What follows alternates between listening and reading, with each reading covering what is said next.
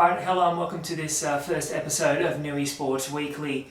I'm Ty Steppen and let's get straight into this.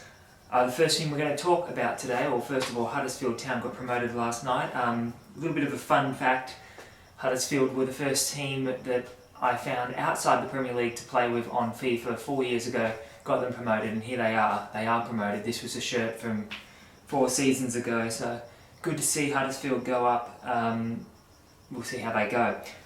Okay, so we'll add that time on at the end. We're going to talk about the under-15s competition, where Cookstill 3 were defeated by Toronto 4 in what was the match of the round. Toronto top of the table now in the under-15s. What a win for them. 4-3. A thrilling game, perhaps a semi-final preview, probably a semi-final preview, perhaps even a grand final preview. Westie defeated by Newhampton 2-0 in another fairly big encounter. Newhampton go equal top of the table with Toronto. I tell you what, those top 4 sides, Singleton also picking up a 4-0 win over Bell Swans. Those top 4 sides, and Westie, and I guess Khyber as well, there's 6 teams in that under-15s competition fighting it out for 4th spots. It's going to be a very entertaining finish to the year. Fortin 4-2 over Cessnock, and Wallsend 3-0 over Southie. Cessnock and Southie, you know, those are examples of why this competition is probably still not where it should be. Sides that just aren't competing on paper and just aren't doing enough. And it's not the players, it's the recruitment, it's the availabilities, it's the broad spectrum of where the club is located, where the club's at, where the club's juniors are. Of course, Cessnock, they go to Western. Southie's in a tough place with all your Charlestowns and your Khybers nearby, and Lakes even.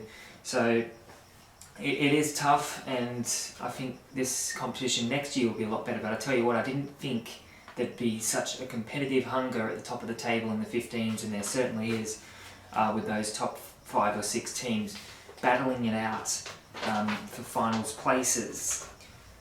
In the under-17s, for me the result of the round, West Wallsend won, Newhampton FC won. What a thrilling ending to what was at times a bit of a, not a memorable game. 2 sides that will play finals in my opinion, and so they probably will play each other in the finals. And Newhampton just taking a point, perhaps undeserved, at the end of the game through Liam Walker. Just unbelievable finish to the game and very entertaining, and can't wait to see them do battle again, perhaps in the finals. Toronto and Cookstill as well played, the other 2 top 4 sides, and I tell you what a boil over. Toronto 4-1 over Cookstill. Unbelievably good is this Toronto 17 side. They've only lost 1 game to West Wallsend, who's the only team above them now. Equal best defence. Toronto just very, very good in the 17s. A 4-1 victory at the Fernley Doors Athletic Centre, which is the AF field for those keeping count at home. And it's going to be very, very difficult for any teams to break into the top 4. Bell Swans had a chance to make ground. They couldn't beat Singleton. A 0-0 draw for Bell Swans. That's very disappointing, that result. For Bell Swans, not so much for Singo. That's a good result for them. A rare clean sheet. Southie 3-1 defeated by Wallsend, so Wallsend's finals hopes stay alive.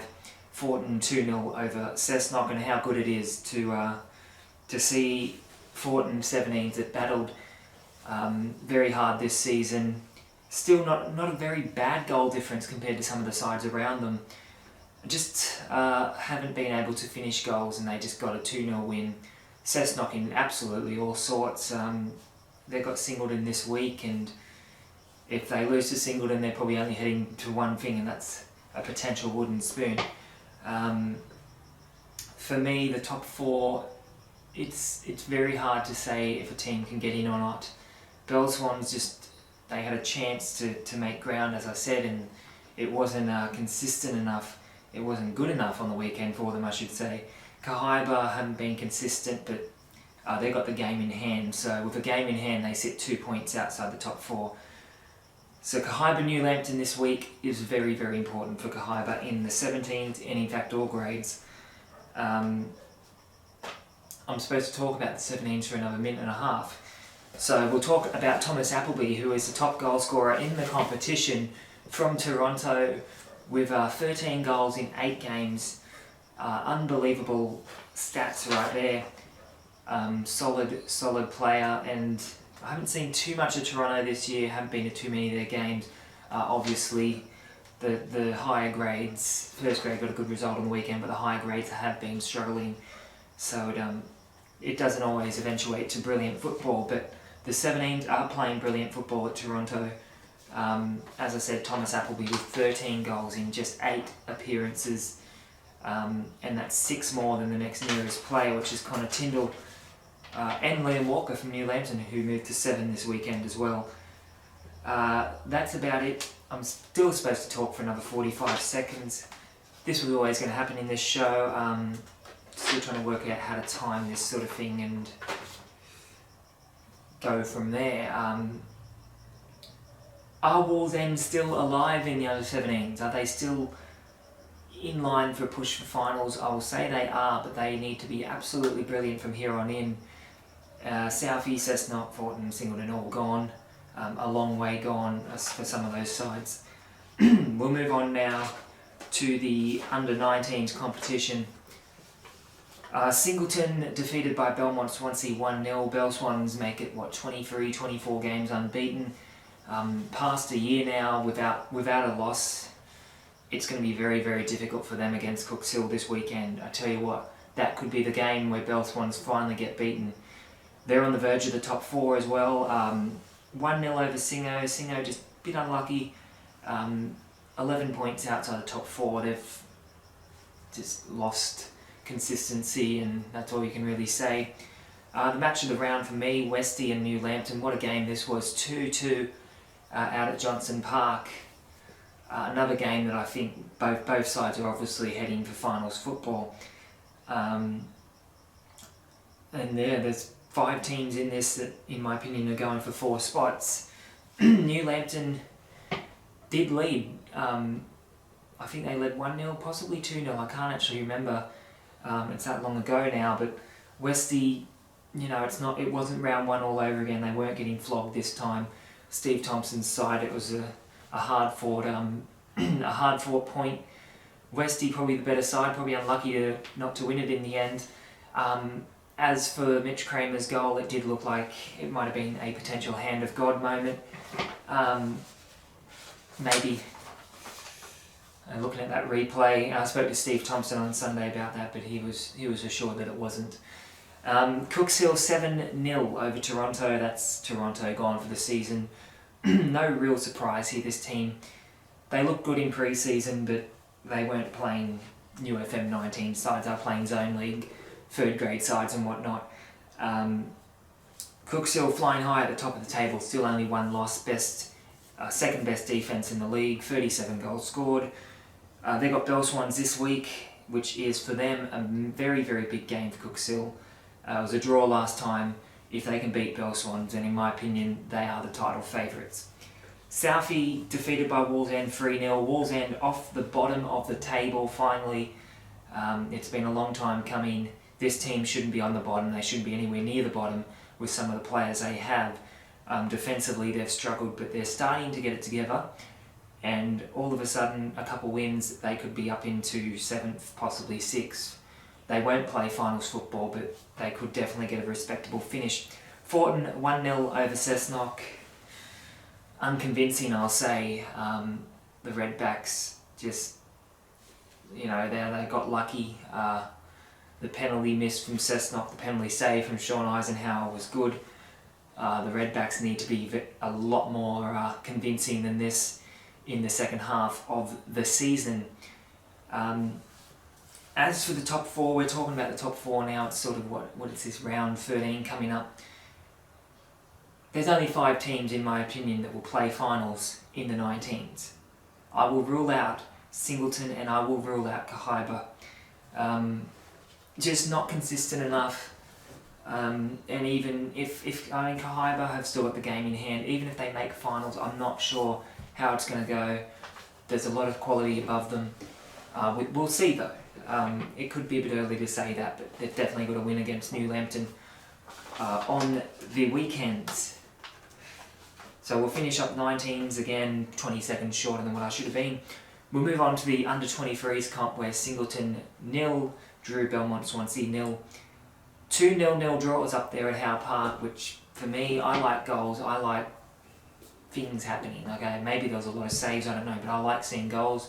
0-0 draws are a particular hate of mine, and more so after last night watching Huddersfield and Reading and having to sit there until 3 in the morning just to see no goals scored. Nonetheless, this wouldn't go to a penalty shootout. It finished 0-0, Singleton Bell Swans. Both sides in that logjam of teams. I tell you what, from 4th to 7th, there's just 1 point separating them in the under-23s. Just like last year, it's very similar. Westie and Newhampton. Westie with a 2-1 victory to pretty much take a big leap towards potential finals. Newhampton in the 23s, in my opinion, it's still very possible mathematically, but this side is just, it's not there for finals. It's not there. And I've spoken to a couple at Newhampton who agree the same. I don't know what it is, but it just hasn't been good enough really for that side. They're a lot better than what they should be. I mean, they're a lot worse than what they should be. Cooks Hill 10 defeating Toronto 0. I'm not going to go on about this. Look, you know my feelings on this. I keep saying Toronto 23s are the worst team in the comp, and I like Steve Blunt, some of the players, they're good people, but it's just not good enough. It's nowhere near acceptable to compete at this level. They don't have a goalkeeper at the moment, so they're outfield playing.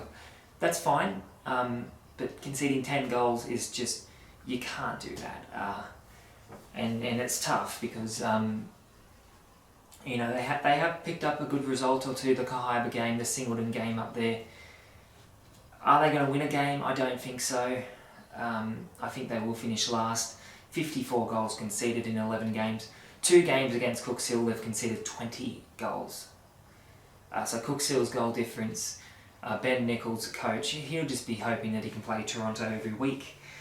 Southie defeated by Wallsend 3-0. What a result here for Wallsend 23s. They have been in absolute superb form.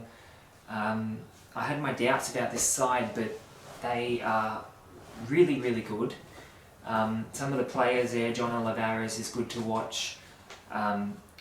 Coker and Callum Caldwell, you know, they're sort of these players, they'll go 23s, fringe first grade and, you know, bounce back and forth, and the confidence is there for Wallsend in that grade. Very good to see, and in my opinion they're the only ones that can stop Cooks Hill from a very likely minor premiership in the under-23s, which Cooks Hill have never won silverware in the New-FM competition, so that's a little bit of a fun fact for you. Fortin 0 defeated by Cessnock 1. A shock of the round really. Cessnock 23s picking up just their 2nd win of the season.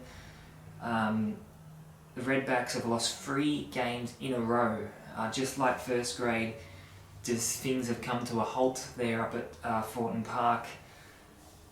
Just not really good enough. They did hit the post 3 times, so let's put that in there. For first grade, Singleton 1 defeated by Belmont Swansea 3. This was a win that Josh Rufo's side needed to get. We're going to talk about first grade for 6 minutes, so I'll slow down a little. Bell Swans needed to win this game. They couldn't afford to go up there to Singleton against a young side and not get maximum points.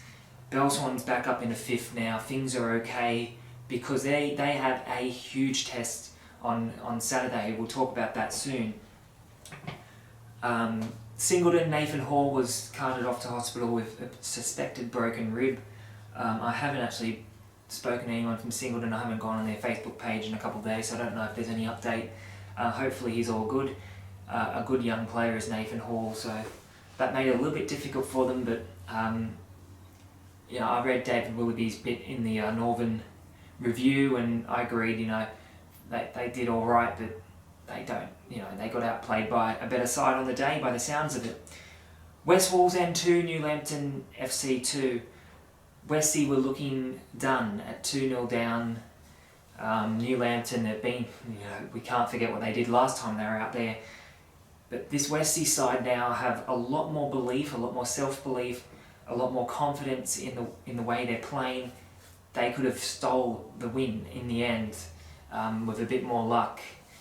A draw was probably a fair result though. I spoke to Packer, I spoke to Gary Rowe, Andrew Packer that is. I spoke to both coaches after the game, and both agreed, fair result.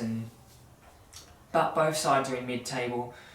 Gary Rowe said 30 points is where he's aiming. Whether that gets him to finals or not, he doesn't know, but that's his aim.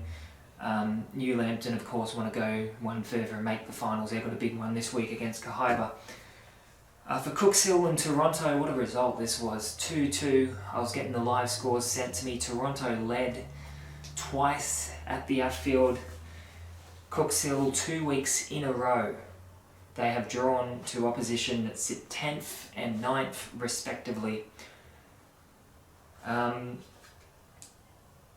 don't think this is too much of a concern for Cooks Hill, but it is a little bit of a concern. Just luck. Luck has let them down in the last 2 weeks.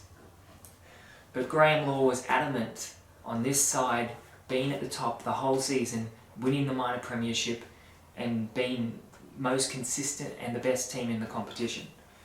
So to drop points at home to lower table opposition, Graham Law, he'll try and say, it's not the worst thing in the world, but he wouldn't be very happy with that at all. But nonetheless, it's not panic stations just yet. They do have a big one against Bell Swans on the weekend. What a game that will be for Bell Swans and for Cooks Hill. A huge game out at Blacksmiths on Saturday.